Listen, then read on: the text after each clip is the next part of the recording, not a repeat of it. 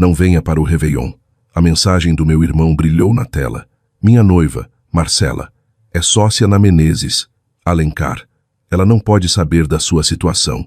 Ele estava me desconvidando porque achava que eu era um fracasso. Ele não fazia ideia de que a situação da qual ele tinha vergonha era, na verdade, uma empresa de fachada chamada Grupo Axioma, e que eu era a CEO. Ele também não sabia que a Axioma estava prestes a adquirir o maior cliente que a Marcela já havia representado. Eu encarei a mensagem. Não chorei. Não gritei. Apenas olhei para os documentos de fechamento na minha mesa e mudei o plano. Eu não ia mais mandar um advogado para fechar esse negócio. Eu iria pessoalmente. Antes de contar o que aconteceu quando a Marcela entrou na minha sala de reuniões 48 horas depois, me diga uma coisa nos comentários. De onde você está me ouvindo? E que horas são aí agora? Quero ver até onde essa história vai chegar. Na manhã seguinte, meu café foi interrompido por uma batida forte na porta. Não era um vizinho ou um amigo. Era um motoboy segurando um envelope grosso, cor de creme, com o selo da Menezes, Alencar em relevo na aba. Assinei o recebimento, sentindo o peso do papel. Parecia caro. Parecia uma ameaça. Abri ali mesmo na minha cozinha, descalça no piso frio. Era uma notificação extrajudicial formal, assinada pela própria Marcela. Li o primeiro parágrafo e o ar me faltou. Não pedia apenas para eu me afastar. Acusava-me de assédio sistemático e tentativa de extorsão em relação às dificuldades financeiras passadas de Samuel. Pintava um retrato meu como uma irmã instável e ciumenta, tentando sabotar a felicidade do irmão porque eu era mentalmente desequilibrada. A carta exigia que eu cessasse todo o contato com Samuel imediatamente ou enfrentaria uma ação legal. Peguei meu celular para ligar para o Samuel, para perguntar como ele pôde deixá-la escrever aquela sujeira, mas a ligação caiu direto na caixa postal. Ele havia me bloqueado. Estava se escondendo atrás das horas faturáveis de sua noiva. Meu nome é Renata. Tenho 29 anos. Construí um fundo de capital de risco chamado Axioma Capital do Nada, transformando-o em uma força de mercado que engole empresas como os clientes da Marcela no café da manhã. Mas, lendo aquela carta, eu não me senti como uma CEO. Senti-me como a garotinha pequena e impotente que eles sempre precisaram que eu fosse. A vontade de revidar era visceral. Eu queria dirigir até o apartamento deles, arrombar a porta e gritar a verdade até que eles engasgassem com ela. Queria mostrar minhas contas bancárias, meu portfólio, meu poder. Queria fazer barulho, mas não fiz. Fui até a janela e forcei minha respiração a se acalmar. Na minha área, aprendi há muito tempo que barulho é para amadores. O silêncio é para os finalizadores. É o que eu chamo de armadilha do silêncio. Em qualquer negociação de alto risco, a pessoa que fala primeiro perde a vantagem. Se eu reagisse agora, se ligasse para eles gritando, ou contratasse um advogado para enviar uma contestação, eu estaria jogando o jogo deles. Estaria validando a narrativa de que eu era emocional e instável. Estaria dando a eles um aviso de que eu era uma ameaça. Mas se eu ficasse em silêncio, se deixasse aquela carta sem resposta, Marcela interpretaria meu silêncio como submissão. Ela pensaria que me assustou. Pensaria que eu estava fraca, sem dinheiro e aterrorizada com seu grande e poderoso escritório de advocacia. E quando uma pessoa como a Marcela se sente segura, ela fica descuidada, fica arrogante, começa a colocar por escrito coisas que não deveria. Esta carta não era uma derrota, era um recibo, era a prova tangível e registrada em cartório de que a advogada principal dos vendedores tinha um viés pessoal e malicioso contra a principal acionista da empresa compradora. Ela acabara de me entregar a arma que eu usaria para executar sua carreira. Caminhei até meu arquivo e coloquei a carta dentro de uma pasta marcada fechamento da aquisição. Não liguei para um advogado. Não mandei uma mensagem. Simplesmente deixei o silêncio pairar sobre o apartamento, pesado e frio. Eles queriam que eu desaparecesse. Tudo bem, eu seria um fantasma. E no dia 2 de janeiro, eu seria o fantasma que os assombraria no único lugar de onde não poderiam escapar, a sala de reuniões. A palavra extorsão queimava na página cor de creme. Seria cômico se não fosse tão trágico. Marcela achava que eu estava tentando arrancar dinheiro de seu noivo bem-sucedido. Ela não sabia que a única razão pela qual Samuel não estava usando um uniforme de presidiário agora era porque eu tinha esgotado todas as minhas economias para mantê-lo longe de um. Fechei os olhos e a memória me atingiu como um golpe físico. Foi há 3 anos, 2 da manhã. Meu telefone tocou, cortando o silêncio do meu minúsculo apartamento. Era o Samuel. Ele não era o homem polido e arrogante que bloqueou meu número ontem. Ele estava soluçando, hiperventilando. Estava ligando de uma cela de delegacia. Ele havia se envolvido com um esquema de apostas esportivas ilegais e estava afundado em dívidas. 500 mil reais. E as pessoas a quem ele devia não enviavam cartas. Enviam ameaças. Ele enfrentava acusações de apropriação indébita porque tentou desviar dinheiro de seu antigo emprego para cobrir seus rastros. Eu não hesitei. Não lhe dei um sermão. Fui ao meu banco na manhã seguinte e liquidei tudo. Meu fundo de aposentadoria, minha reserva de emergência, o capital inicial que eu vinha juntando para minha primeira startup. Transferi 500 mil reais para um advogado e um fundo de acordo para fazer as acusações desaparecerem. Nos 2 anos seguintes, trabalhei em 2 empregos, programando durante o dia e como bartender à noite, só para pagar o aluguel. Comi miojo. Ia a pé para o trabalho porque não tinha dinheiro para o metrô. Fiz isso porque ele era meu irmão e me prometeu, com lágrimas nos olhos, que pagaria cada centavo. Eu te devo minha vida, Renata, ele havia dito. Abri os olhos e olhei ao redor do meu escritório. A vista do 50-grau andar do edifício Axioma era de tirar o fôlego. A cidade parecia uma placa de circuito de luzes abaixo de mim. Eu não era mais aquela garota desesperada. Eu era a fundadora de um fundo com 12 bilhões de reais em ativos sob gestão. Eu não precisava do dinheiro de Samuel. Eu poderia comprar e vender toda a sua existência antes do almoço. Mas a questão não era essa. A questão era que ele nunca me pagou de volta, nem um tostão. E quando conheceu Marcela, a advogada de pedigree, com reputação brilhante, ele percebeu que ter uma irmã que sabia sobre seu vício em jogos e sua dívida massiva era um risco. Ele não podia bancar o papel do sócio bem-sucedido e self-made se eu estivesse lá para lembrá-lo da verdade. Então, ele decidiu reescrever a história. Ele não estava apenas me ignorando. Ele estava apagando a dívida ao apagar o credor. Ele achou que se me pintasse como uma perseguidora louca, Marcela usaria seu poder legal para me enterrar, e seu segredo ficaria enterrado comigo. Foi um movimento frio e calculado. Foi fraude financeira disfarçada de drama familiar. Ele pensou que eu ainda era a irmã que sacrificaria tudo para salvá-lo. Ele se esqueceu que a garota que o salvou havia crescido. Ele se esqueceu que eu guardava os recibos. Girei minha cadeira de volta para a mesa. A notificação extrajudicial estava ao lado do arquivo da aquisição. Samuel queria fingir que o passado não existia. Ele queria uma ficha limpa para seu casamento. Tudo bem, eu lhe daria uma ficha limpa. Mas primeiro, eu ia lembrá-lo de que, no mundo das altas finanças, você não pode simplesmente apagar suas dívidas. Você tem que pagá-las. E a taxa de juros sobre a traição estava prestes a ser astronômica. Peguei o telefone da mesa e disquei o ramal 402. Tiago, meu diretor jurídico, atendeu no primeiro toque. Ele sabia que estávamos no meio de uma aquisição delicada, mas não sabia que a advogada da outra parte era a mulher que estava tentando me processar por existir.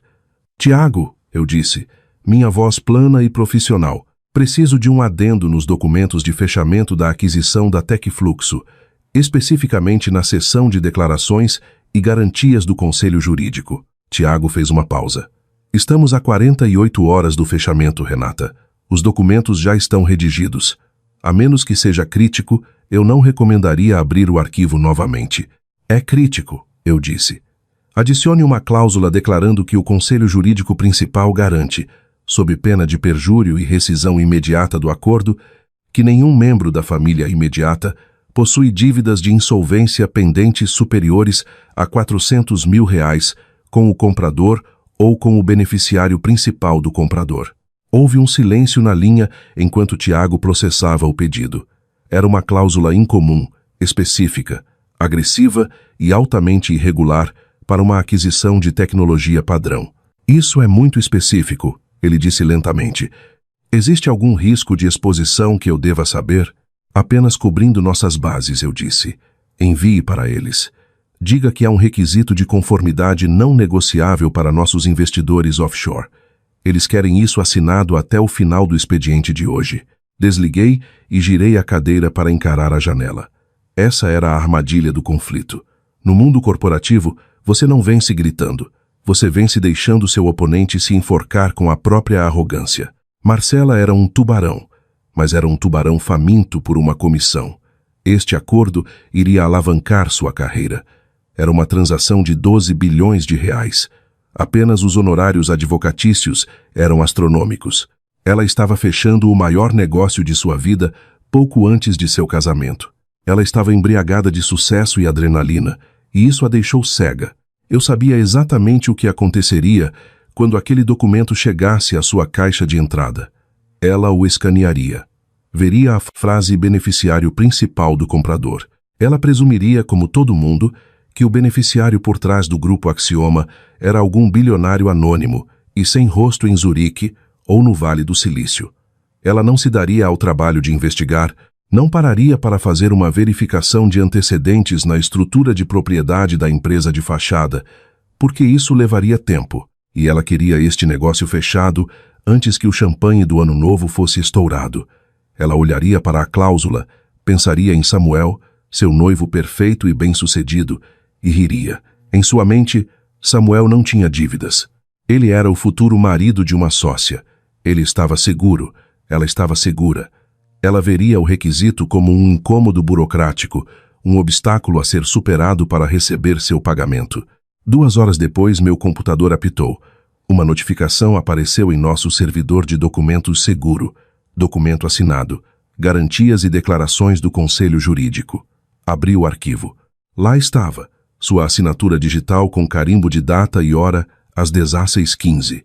Ao assinar aquele documento, Marcela não havia apenas fechado um negócio. Ela havia cometido suicídio profissional. Ela havia certificado legalmente que não tinha conflitos, nem dívidas, nem passivos que pudessem ser usados contra ela com o proprietário do grupo Axioma. Ela acabara de mentir em um documento de transação federal porque era arrogante demais para verificar com quem realmente estava fazendo negócios. Ela pensou que estava assinando um recibo para um cheque de pagamento. Olhei para a tela, para as curvas de sua assinatura, e senti uma satisfação fria e silenciosa. Ela acabara de assinar sua própria ordem de execução. Agora, tudo o que eu tinha que fazer era entregar ela. O dia 2 de janeiro amanheceu sobre São Paulo com um céu da cor de chumbo. Um temporal se formava vindo do sul, cobrindo as janelas do 50-grau andar com véus de chuva. Minha sala de reuniões, apelidada carinhosamente de O Aquário de Vidro pela minha equipe, parecia o interior de um freezer. Era a prova de som, transparente e assustadoramente estéril. Sentei-me na cabeceira da mesa de mármore de 12 metros. Minha cadeira de couro de encosto alto, virada para a janela, observando a chuva se agitar no vazio. Às 10h em ponto, as portas duplas se abriram. Meu assistente David os conduziu para dentro. Senhores, doutora Whitmore, bem-vindos ao grupo Axioma. Eu não me virei ainda. Ouvi os sons de sua chegada, o baque surdo de pastas de couro batendo na mesa, o clique confiante de saltos no piso de cimento polido, os murmúrios graves dos sócios seniores e então a voz dela. Era nítida, clara e escorrendo aquele tipo específico de condescendência de quem estudou nas melhores faculdades que eu aprendera a conhecer tão bem. Vamos fazer isso rápido, disse Marcela. Pude ouvir o sorriso em sua voz enquanto se dirigia a seus colegas. Tenho uma prova de vestido às 4. Além disso, assim que explicarmos a eles a blindagem de responsabilidade, esse grupo Axioma vai perceber que não tem cacife para exigir metade dessas contingências. Cuidado, Marcela, um dos sócios seniores advertiu. Embora parecesse divertido, o comprador está pagando um prêmio de 40%. Eles têm o direito de serem cautelosos. Existe o cauteloso e existe o paranoico, zombou Marcela. Ouvi o farfalhar de papéis quando ela aparentemente jogou o dossiê de fechamento sobre a mesa. Quero dizer, olhem este adendo sobre o beneficiário principal. Fizeram a gente assinar ontem. É amador. Grita dinheiro novo tentando brincar com os cachorros grandes. Quem quer que esteja por trás desta empresa de fachada é provavelmente algum riquinho de tecnologia inseguro, com medo da própria sombra.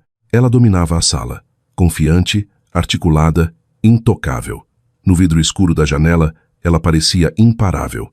A associada estrela, futura sócia, a mulher que havia apagado o passado do meu irmão e silenciado sua irmã. Ela acreditava que tinha uma mão vencedora.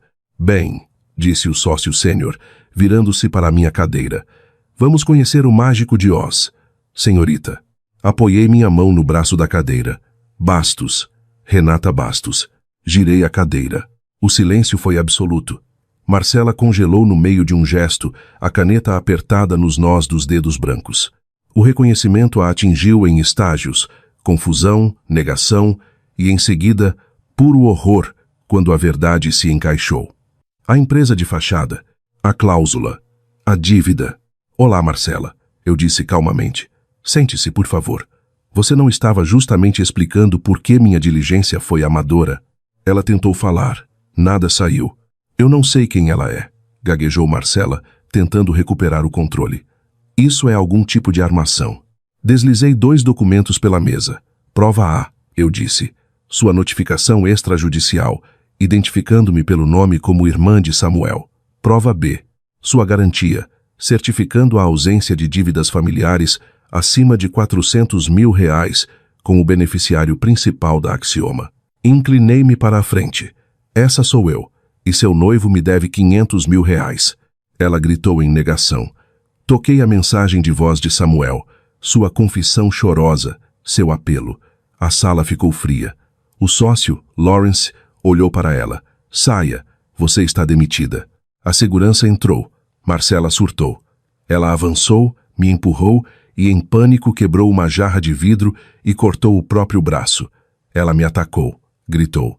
Apontei para a luz vermelha piscante da câmera. Esta sala grava tudo. A luta se esvaiu dela instantaneamente. Ela foi levada algemada. Agressão, falsa comunicação de crime, fraude. Minutos depois, Samuel ligou, implorando. Adeus, eu disse, e o bloqueei. Em seguida, assinei a cessão da dívida.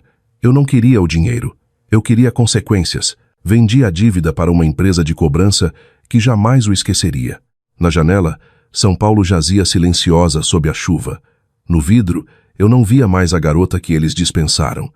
Eu via a mulher que construiu um império a partir da traição. Eu não perdi uma família. Eu removi um parasita. Voltei-me para minha mesa. Eu tinha uma empresa para administrar.